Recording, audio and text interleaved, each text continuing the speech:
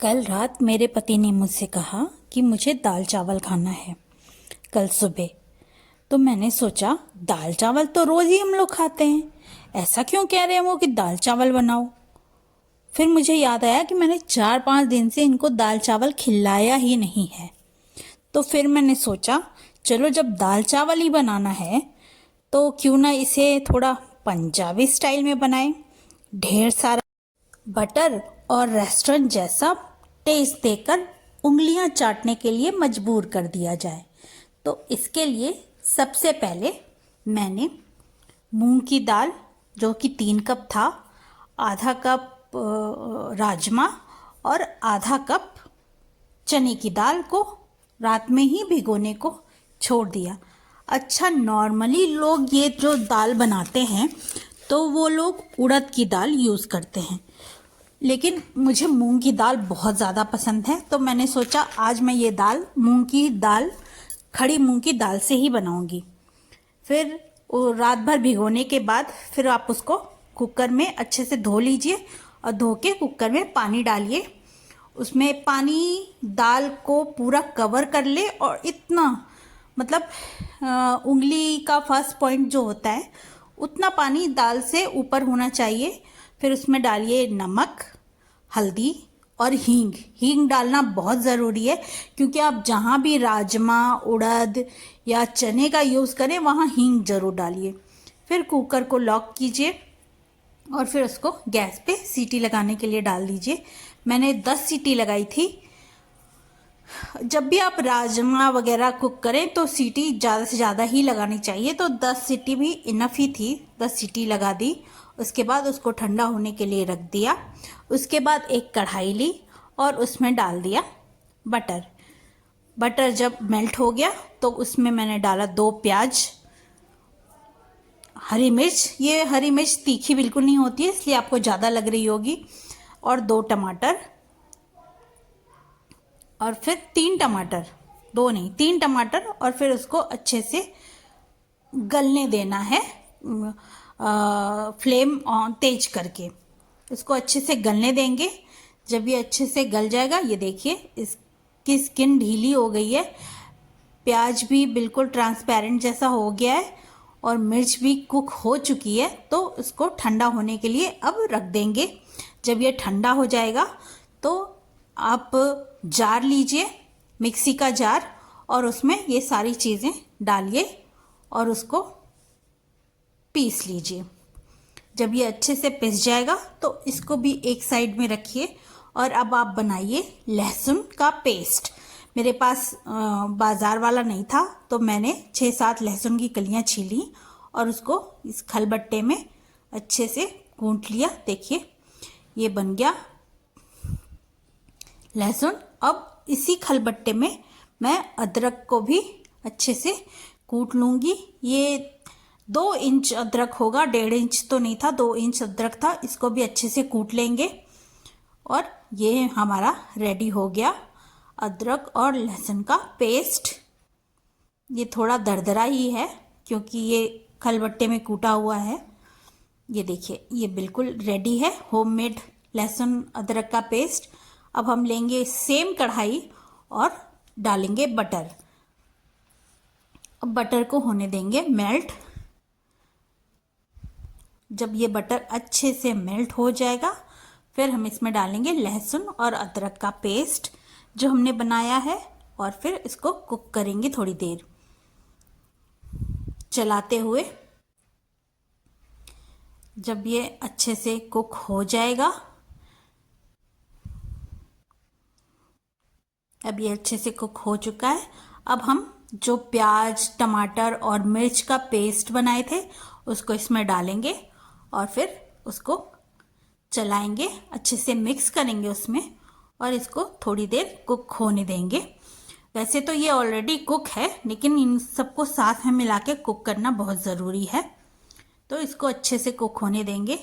देखिए ये धीरे धीरे कुक हो रहा है, अच्छे से पक रहा है। अब हम इसमें डाल देंगे थोड़े मसाले, धनिया पाउडर, जीरा पाउडर, लाल मिर्च पाउडर, गरम मसाला पाउडर और वो सब्जी मसाला पाउडर सब कुछ अच्छे से डाल के इसको मिक्स कर देंगे। कश्मीरी लाल मिर्च का पाउडर डालिए तो कलर अच्छा आता है। मेरे पास वो थी ही नहीं तो मेरे पास जो मिर्च पाउडर था मैंने वही डाल दिया। अब जो आपने दाल सीटी लगाई है, मतलब कुकर में पकाया है, उस दाल को इसमें डाल देंगे और फिर इसको अच्छे से करेंगे मिक्स। धीमे धीमे ही करना है। इसको अच्छे से मिक्स करेंगे। यार ये किचन में जो ये खुशबू आ रही थी, पूरा घर महका दिया था। बटर की खुशबू ने क्या बताऊं, बहुत ही टेस्टी खुशबू आ रही थी और और भूख बढ़ती ही जा रही थी। तो ये अब इसको थोड़ी देर धीमे धीमे आंच में पकने देंगे। अब देखिए ये पक रहा है, उबलने भी लगा है। अब इसमें टेस्ट के अकॉर्डिंग नमक डाल देंगे। नमक डालने के बाद, क्योंकि ये बहुत ज़्यादा था तो मुझे नमक भी थोड़ा ज़्यादा ही डालना पड़ा।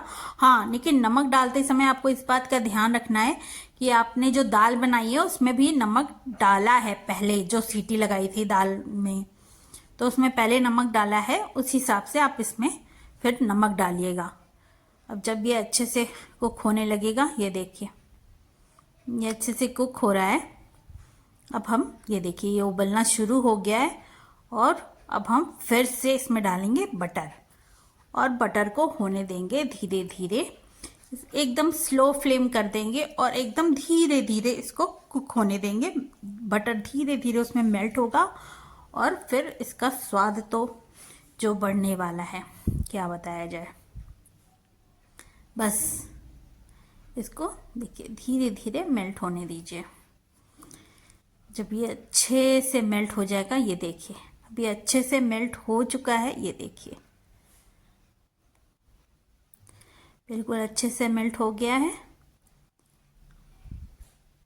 साइड्स हटा लेंगे और इसी स्टेज में इसको हम थोड़ा थोड़ा मैश करेंगे।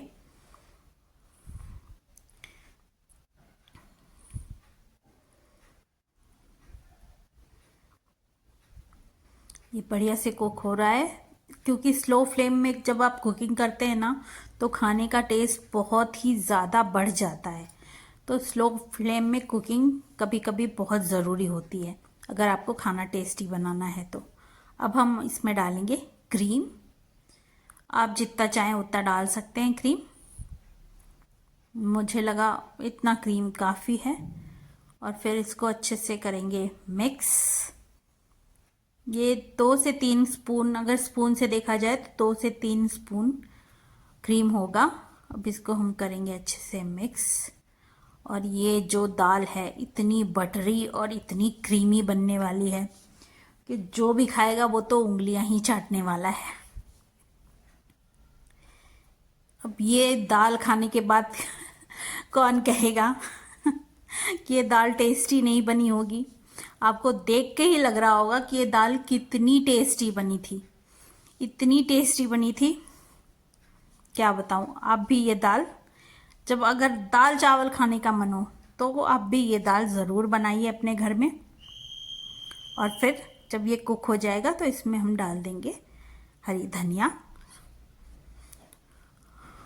इसको अब मिला लेंगे अच्छे से और फिर 2 मिनट और कुक होने देंगे।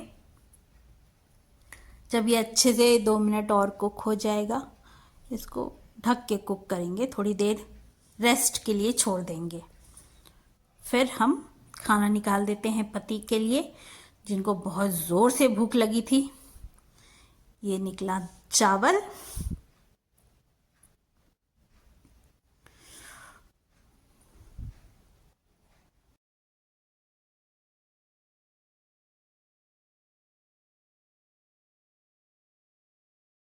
और अब हम निकाल लेते हैं दाल। ये देखिए दाल, क्या मस्त दाल चावल दिख रहा है। और इसमें हम थोड़ा सा गार्निशिंग के लिए डाल देंगे क्रीम और इसको परोस देंगे चटनी के साथ। पति ने जब पहला बाइट लिया ना तो उनके चेहरे की वो खुशी देखकर मुझे मेरी मेहनत का इनाम मिल गया। क्योंकि ये दाल चावल मतलब दाल जो है बहुत सारी बन गई थी, तो मैंने सोचा क्यों ना थोड़ा प्यार बांट दिया जाए। तो मैंने ये अपने दोस्त के घर भी भिजवा दिया। इसे कहते हैं दाल मखनी। अगर आपको रेसिपी अच्छी लगी हो तो लाइक कीजिएगा, सब्सक्राइब कीजिएगा और शेयर ज़रूर कीजिएगा। और एक बार इस तरीके से अपने घर में ये दाल मखनी बनाकर देखिए, और ये दाल मखनी फ्रिज में रखने पे भी 2-3 दिन खराब नहीं होती है।